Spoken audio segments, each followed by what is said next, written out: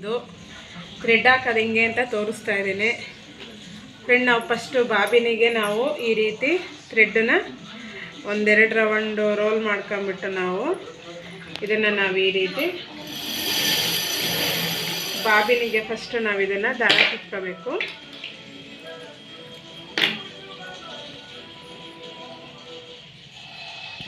ಆನಂತರ ನಾವು ಫಸ್ಟು ಈ ಹೋಲಲ್ಲಿ ಹಾಕಬೇಕು.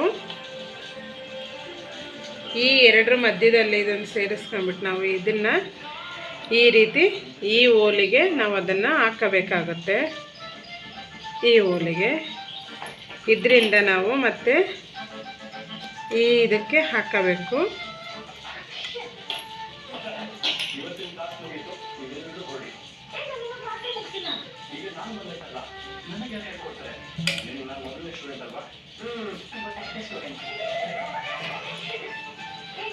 ಈಗ ನಾವು ಬಾಬಿನಿಗೆ ದಾರ ಹಾಕಿದ್ದೀವಿ ಫ್ರೆಂಡ್. ಮಾಮೂಲಿ ಬಾಬಿನಿಗೆ ಹಾಕ್ತೀವಲ್ಲ ಅದೇ ಥರನೇ ಇದು ಸ್ಟ್ರೈಟ್ ಬರುತ್ತೆ ಫ್ರೆಂಡ್ಸ್.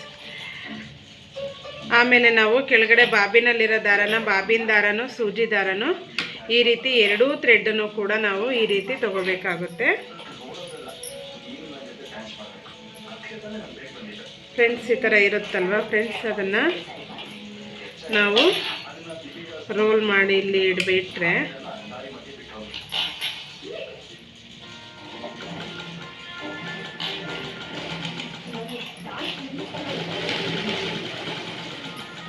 ಫ್ರೆಂಡ್ಸ್, ಈ ಥರ ಇದು ಜಿಗ್ಜಾಗ್ ಮಾಡೋದು.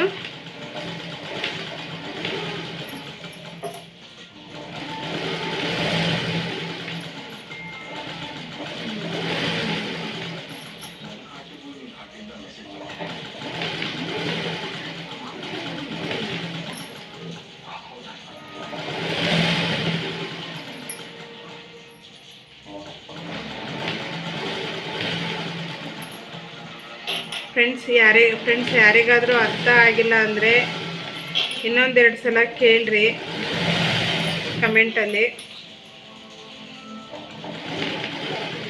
ಫ್ರೆಂಡ್ಸ್, ವಿಡಿಯೋ ಶೇರ್ ಮಾಡಿರಿ, ಲೈಕ್ ಮಾಡಿರಿ, ಸಬ್ಸ್ಕ್ರೈಬ್ ಮಾಡಿರಿ ಫ್ರೆಂಡ್ಸ್.